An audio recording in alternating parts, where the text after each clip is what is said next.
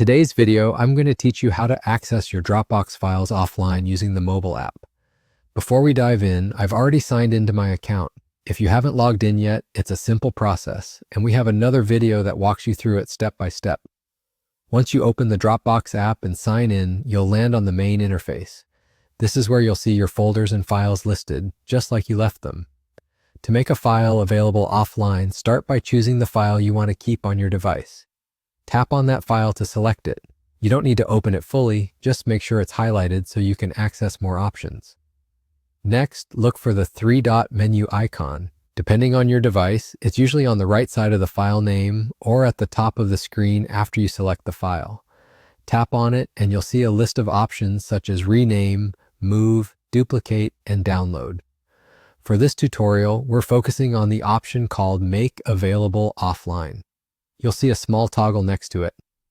Go ahead and turn that toggle on. That's all you need to do. Once the toggle is enabled, Dropbox will download a copy of that file to your device so you can open it even when you don't have an internet connection.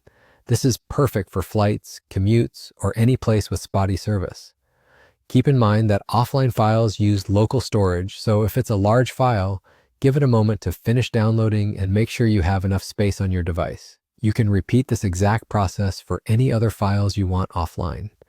It works the same way for folders too. Select the folder, open the three-dot menu, and turn on Make Available Offline. This is a great way to prepare a whole project or a set of documents ahead of time so everything is ready when you need it. If you ever want to free up space later, simply return to the same menu and turn the toggle off. And that's how you make files available offline in the Dropbox mobile app. I hope this guide was clear and helpful.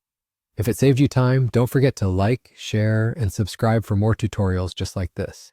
Thanks for watching, and I'll see you in the next one.